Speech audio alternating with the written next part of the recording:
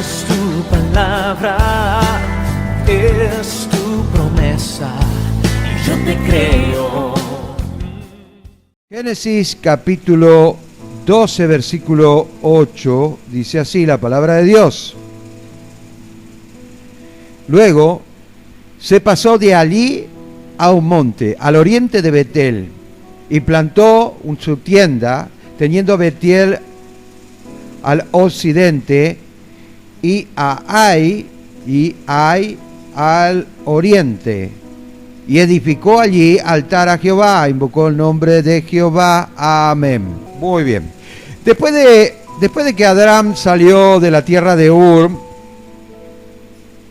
por una promesa obviamente que Dios le hizo, hasta la tierra de Canaán, levantó 3 altares. Y en estos 3 altares hay una tipología hermosa, de hecho que nos habla precisamente de los inicios de la vida cristiana. El primer altar fue en Siquem, el segundo en Betel, el tercero es en Hebrón. Debo aclarar que Abraham levantó más altares, pero estos altares tienen que ver más bien por el desarrollo de la fe, el desarrollo de la fe. Por eso que es tan importante poder saber ubicar cada palabra, cada situación tiene un significado muy grande en la Biblia, y obviamente esto nos ayuda a tener una mejor calidad de vida, porque la Biblia, la palabra de Dios, nos enseña a cómo y de qué manera vivir. Amén. Gloria a Dios. Entonces, el domingo pasado hablamos sobre Siquem, que significa capacidad del hombre, también carga. Hoy vamos a estar hablando sobre Betel. Betel significa casa de Dios, y en nuestra casa es donde recibimos las instrucciones éticas y morales. Amén. En nuestro hogar, o por lo menos tendría que ser así, que se basa en 4 puntos importantes que quiero que entiendan en esta mañana, que es la comprensión, el amor, la educación y la disciplina. 4 cosas fundamentales para cualquier hogar y también para la iglesia. Amén. El líder tiene que tener comprensión, tiene que tener amor, ¿no es cierto? Si no hay comprensión no hay amor, porque ¿cómo vas a comprender a una persona? ¿No es cierto? Entonces, el amor, la comprensión va juntos, pero también tenemos que saber, ¿no es cierto?, que hay personas que pretenden tener amor sin comprensión, y hay personas que pretenden tener comprensión sin amor, y no es así. Amén. Educación, por sobre todas las cosas, la educación es la base fundamental, no solamente de la iglesia, sino también de la sociedad. Toda sociedad que tiene educación, obviamente, es una sociedad que va adelante, que progresa, que logra sus objetivos. Y disciplina. 2 cosas fundamentales, la educación y la disciplina van juntos, no se pueden divorciar. Así como la comprensión y el amor, la educación y la disciplina van juntos. Si vos querés educar, obviamente vas a tener que disciplinar como corresponde para que posteriormente se aplique la educación. Ok, muy bien. Cuando hablamos de la casa de Dios, estamos hablando de nosotros, no estamos hablando de una estructura. Somos nosotros mismos. Una casa espiritual donde Dios quiere habitar. La Biblia habla de eso, y hay un sinnúmero de versículos bíblicos que nos hablan precisamente de este tema. El mismo apóstol Pablo hablaba también de esto. Pero quiero dar Éxodo capítulo 19, versículo 5. Dice: ahora pues, si dieres oído a mi voz, escuche bien, si dieres oído a mi voz y guardares mi pacto, vosotros seréis mi especial tesoro sobre todos los pueblos de la tierra, porque mía es toda la tierra. Ya está hablando al pueblo de Israel, también está hablando a la iglesia, porque es una tipología de la iglesia. Ahora, que se entienda, si todos los pueblos de la tierra tuvieran el mismo obrar, obviamente también le diría lo mismo. Dios le dio el sentido de la vida a Abraham a través de estos 4 factores, ¿no es cierto?, que son importantísimos: comprensión, amor, educación y disciplina. es algo fundamental para el hogar, la vida espiritual. En la vida espiritual, si no tenés eso, lo que nosotros decimos, ¿no es cierto?, cuando vamos a estudiar teología, es ética ministerial, ¿no es cierto? Pero también tenemos que aprender que son fundamentales estos 4 puntos. Abraham continúa su recorrido por la tierra y llega a un lugar llamado Betel y Ai, en medio. Y allí edificó un segundo altar, Betel. Hoy Betel. Betel es lo que estamos viendo hoy. Es el lugar donde edificó un altar. Y enfrente de él tenemos a Ai, un lugar donde cuando Josué fue a conquistar la tierra de Ai, dijo, bueno, suban con una cantidad X, ¿no es cierto?, de gente, no hace falta que lleve muchos soldados. Sin embargo, ¿no es cierto?, se sentía muy seguro, pero no en el Señor, y fue la derrota más grande que hubo. Porque creo que murieron 30.000, algo así, algo por el estilo. Muy bien, ahora, sigamos adelante. Betel. Entre Betel y Ai, por favor. Ahora sí, vamos. Ahí está.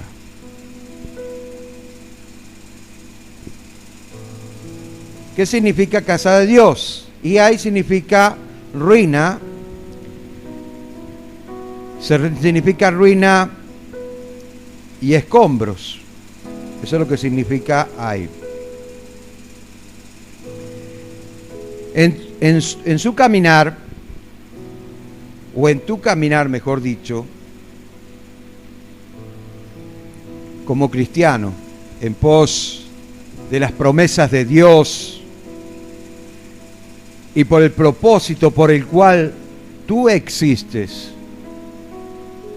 Porque vamos, de hecho que cada ser humano tiene un propósito en esta vida, nada más que no lo sabe hasta el día que se encuentra con el Señor. Y ahí se da cuenta de que ha nacido con un propósito, con dones y ministerios. A veces nos sentimos como Abraham, entre la casa de Dios y los escombros. Y eso es una realidad.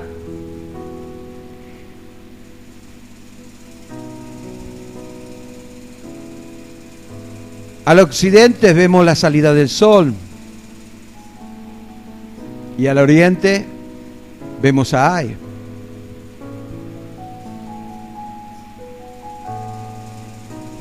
Vemos la casa de Dios y cómo Dios se mueve. Ves que todavía hay esperanza, ves que Él es fiel, ves que Él fue quien te llamó desde el vientre de tu madre. ¿Quién te prometió? Ves que allí sale el sol y tu esperanza y confianza son renovadas. En Éxodo capítulo 32, versículo 25, dice lo siguiente: Mas Jehová vuestro Dios serviréis, y Él bendecirá tu pan, tus aguas, y yo quitaré toda enfermedad de en medio de ti. Esta es una de las tantas promesas que da Dios y que muchas veces no entendemos, no comprendemos la magnitud de su amor hasta que empezamos a entender la palabra y se hace real en nuestra vida. ¿Qué desea Dios? Servirle, dedicar nuestro tiempo a Él.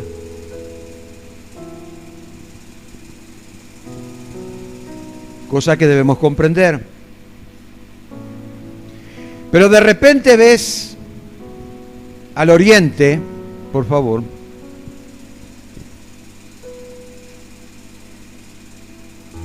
al oriente, ves escombros, ruinas.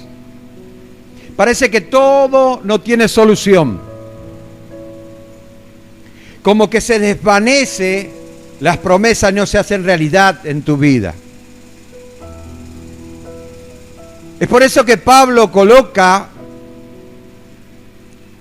estas palabras en la carta a los Colosenses, en el capítulo 3, dice,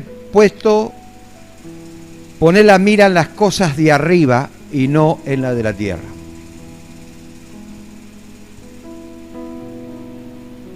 Así como nos sorprende muchas veces la ruina de este mundo, así como nos sorprende muchas veces que una persona puede obrar con mucha maldad, pero también nos tiene que sorprender que Dios tiene mucho para darnos.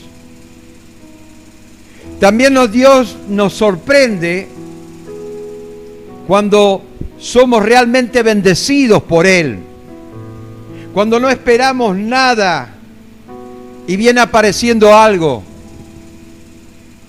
cuando se hace real en nuestra vida, y aunque parece que todo está mal y está para arriba, porque estamos mirando hacia el oriente, donde se pone el sol, donde se oscurece, y parece que todo está en tinieblas.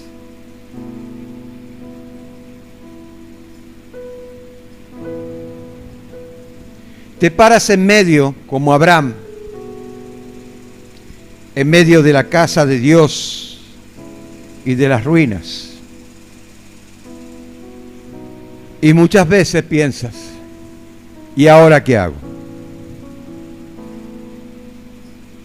¿Qué voy a hacer? Yo creo en Dios y sus promesas, pero la realidad es otra. Estoy viendo la realidad de este mundo, pero no estoy viendo la realidad de Dios. Porque la realidad de Dios no se ven con los ojos físicos, sino con los ojos de la fe. La realidad de Dios es totalmente diferente a esta realidad.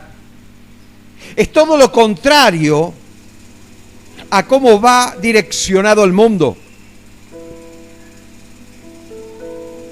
La realidad de Dios no se ajusta a los parámetros de este mundo, ni en lo que vos pienses, ni en tu voluntad. Es por eso que nosotros debemos buscar la voluntad de Dios todos los días de nuestra vida. Si queremos estar en la casa de Dios. Este segundo altar que edificó en medio de la incertidumbre, en medio de aquellas ruinas, en medio de los temores, este segundo altar, Abraham sacrificó sus dudas, sus incertidumbres, sus interrogantes, y siguió el camino. Siguió el camino. Había una persona que contaba, un siervo de Dios, predicador,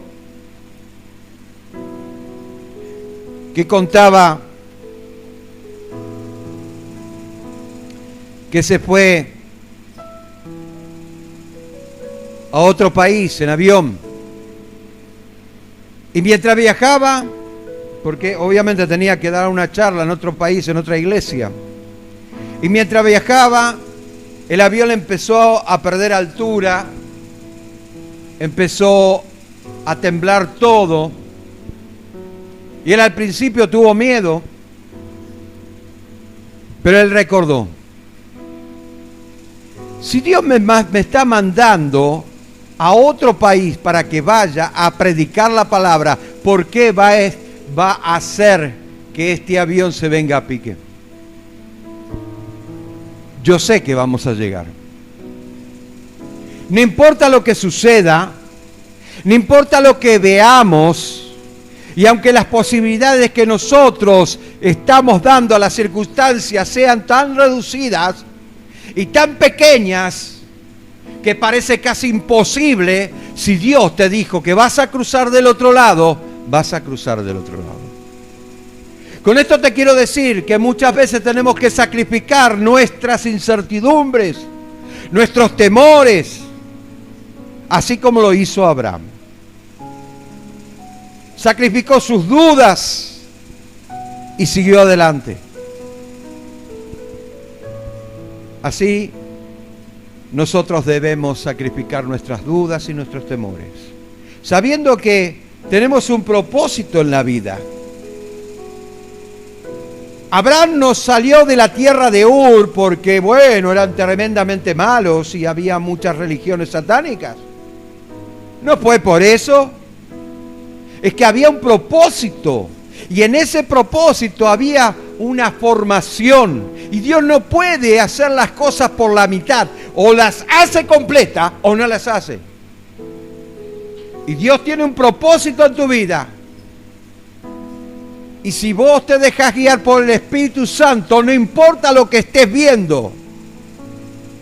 David le decía al Señor, aunque se traspasen los montes al corazón de la mar, o sea que hay un tsunami del tamaño de toda Latinoamérica, no temeré. Porque él sabía que tenía una misión. Y hasta que no se cumpla, no importa lo que suceda. ¿Me estás entendiendo? Esto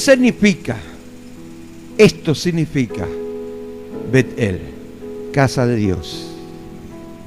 Mientras que hay, es la ruina, es el escombro. Miren lo que dice la Biblia.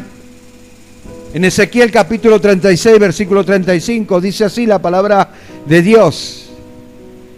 Y dirán, esta tierra que era asolada, ha venido a ser como huerto del Edén.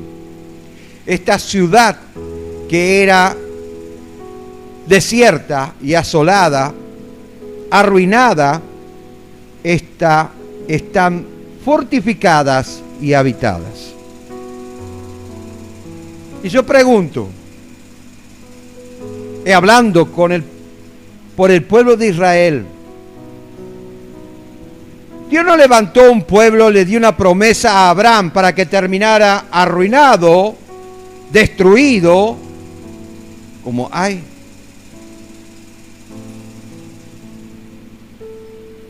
Él dice, lo que era antes, estas ruinas que tú estás viendo, no las verás más. Pero tú tienes que aprender que el Señor edifica en medio de las dificultades, en medio de los problemas. Él edifica y hace las cosas conforme a su voluntad en medio de las batallas y de las guerras diarias. Así que, pase lo que pase, si hay una promesa sobre tu vida, que sé que la hay,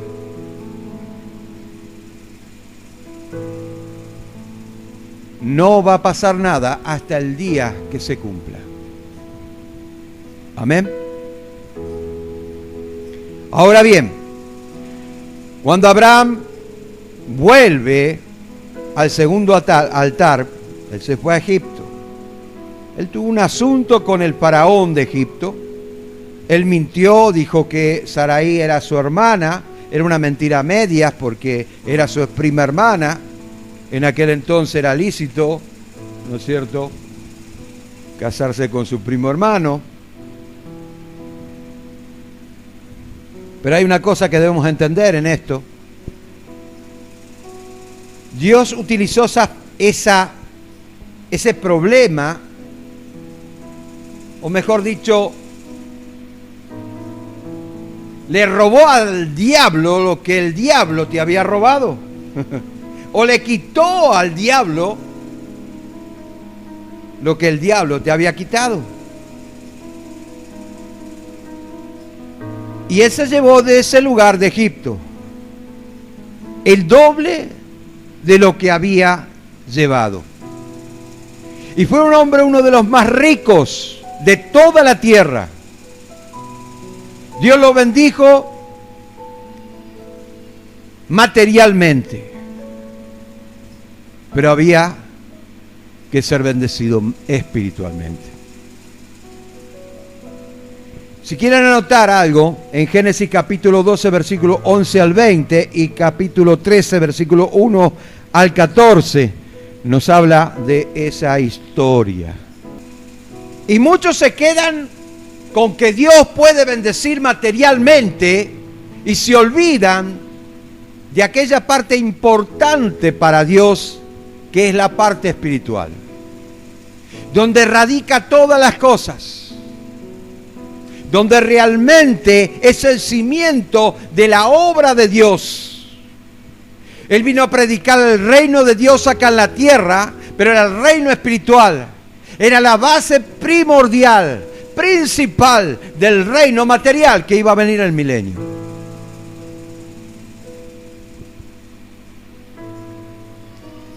Abraham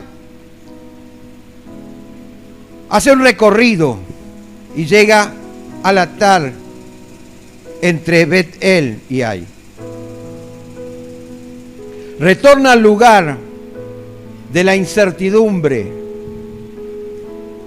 Quizás cuando se fue de la tierra de Egipto pensando lo que había hecho, las malas decisiones que había tomado, reflexionando en las mentiras, en la hipocresía, en las habladurías, reflexionando que él tenía que cambiar. Dios te muestra a través de los problemas y dificultades que si no hay cambio en esta vida, las promesas de Dios no se hacen real. Y aunque Dios bendijo a Abraham grandemente, no era para otra cosa, sino para mostrarle su poder. No era para otra cosa, sino para mostrarle que él podía ser de él una gran nación. Escuche, y no solamente en Abraham, la promesa de Dios continúa, porque si usted está leyendo Génesis 12, en el versículo 13 dice: yo bendeciré y será de bendición, y bendiciré en tu simiente a toda familia de la tierra. Y el mismo orden de los altares tenemos nosotros en nuestra vida espiritual. Nos vemos identificados en Abraham. Vemos que Abraham es la tipología del cristiano que va cruzando el camino del Señor y que a medida que va avanzando comete errores, hace pecado, tiene tentaciones, pero ¿sabes qué? Aprende de sus errores y va corrigiendo su vida, porque el propósito de Dios es que esa persona reconozca, que esa persona empiece a entender que todo esto es una cuestión de conciencia, que es algo que debemos nosotros adoptar. No es algo que se nos introduce, sino es algo que nosotros debemos adoptar.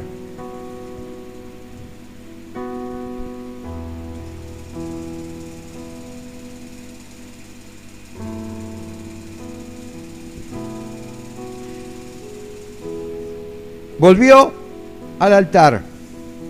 Allí volvió a la casa de Dios. Y reconoció y adoró al Señor. Buscó su presencia y siguió su camino. Recordó de dónde Dios lo había sacado. En Isaías capítulo 51, versículo 1, Isaías habla de esto. Y utiliza este ejemplo para darle a entender al pueblo de Israel de dónde había salido y a dónde está. Dice, oídme, lo que sigue la justicia, los que buscan a Jehová, mirad la piedra de donde fuisteis cortado y el hueco de la cantera de donde fuiste arrancado. Mirad a Abraham, vuestro padre, y a Sara, que dio a luz. Porque cuando no era más que uno solo, lo llamé, lo bendije y le multipliqué. Y acá la palabra de Dios nos habla a cada uno de nosotros, de aquellos que volvieron de vuelta a ese altar, a la casa de Dios.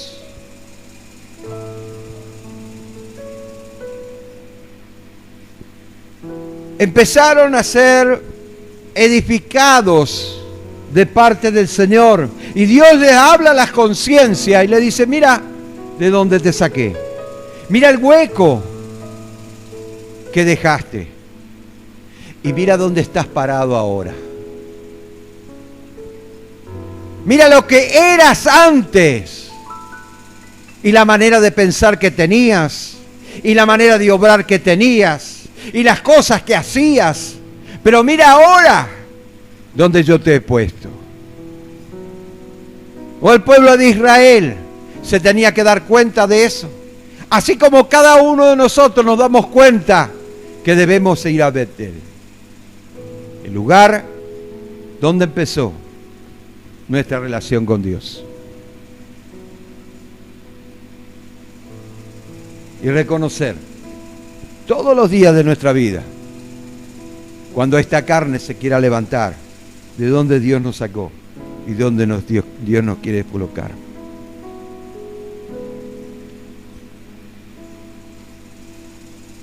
En nuestro peregrinar, y ahí estoy hablando de todos los cristianos, en nuestro peregrinar, en medio de nuestras faltas, malas decisiones y pecados, es necesario volver al altar que antes habíamos edificado. Retomar el hilo, retomar el camino donde nos habíamos perdido. Escuche, porque nadie está exento de no cometer errores.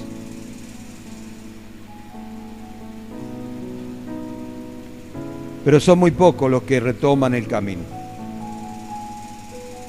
Porque son muy pocos los que reconocen su estado espiritual. Pero Abraham sí reconoció. ¿Por qué? Así como dije en la primera y la segunda prédica, la diferencia está en que aunque tenga miles de defectos, y quizás Abraham tuvo más defectos que el mismo Jacob, y cometió tantos errores, él tenía algo que lo diferenciaba de los demás. Él quería ser moldeado por Dios. Esa es la diferencia. No importa lo que seas. Porque muchos pretenden, voy a cambiar primero para seguir al Señor, y nunca vas a cambiar. Voy a hacer las cosas bien para seguir bien al Señor, y nunca la vas a hacer bien, porque jamás la vas a hacer bien. El hombre no está acondicionado espiritualmente para que cumpla con todos los requisitos que Dios exige en la Biblia. Jamás. Jamás. Pero si te quieres dejar moldear, Él te va a moldear a medida que cometas errores.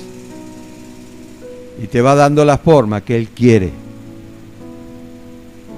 Hasta que tengamos la estatura de Cristo. Amén. Lamentaciones capítulo 3 versículo 40, dice 40 y 41 creo que es.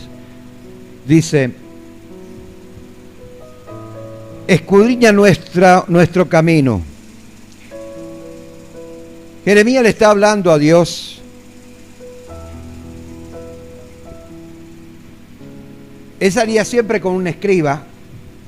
Donde iba, llevaba un escriba, que era su amigo. Y él escribía todo lo que Isaías de alguna manera estaba narrando, ya sea en profecía o hablando con Dios. Y la carta de Lamentaciones, el libro de Lamentaciones, se llama Lamentaciones no porque Isaías era un cobarde o un flojo, no, sino porque le dolía el estado en el que se encontraba el pueblo de Israel. Y él escribe mandando estas profecías y lo que hablaba y lo que enseñaba y lo que hacía recordar, porque en muchos capítulos le hacía recordar al pueblo de Israel. Ustedes vieron, eran profetas falsos que se habían levantado y que por culpa de ellos muchos fueron para Babilonia. Escuche,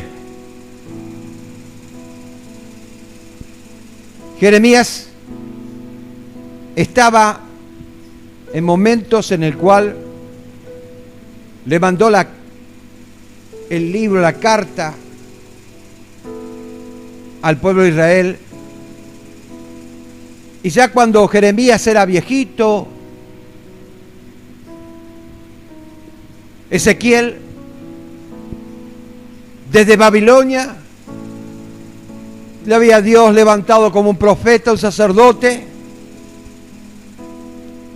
y estaba ministrando a escondida del gobierno babilónico, porque no se podía adorar a Dios a menos que adoren la estatua levantada por Nabucodonosor, que representaba el poderío de Babilonia. Él les estaba diciendo: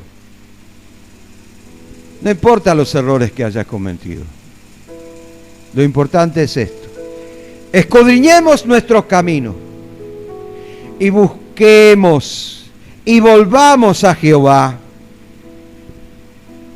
Levantemos nuestros corazones y nuestras manos en los cielos. ¿Escuchó?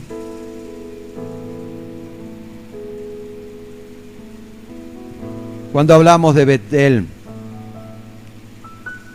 hablamos de la casa de Dios. Y en la casa de Dios hay comprensión, hay amor, hay educación y hay disciplina. Amén. Y cuando comprendemos la palabra, nos damos cuenta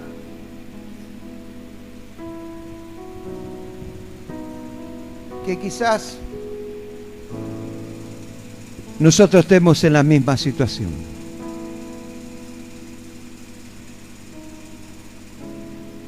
Porque cuando Dios habla a través de la Escritura, parece como que todas las cosas se vuelven a repetir en nuestras vidas. Cada error, cada buen paso, cada mal paso, nosotros nos vemos reflejados en la palabra de Dios. Amén. Es tu promesa, yo te creo.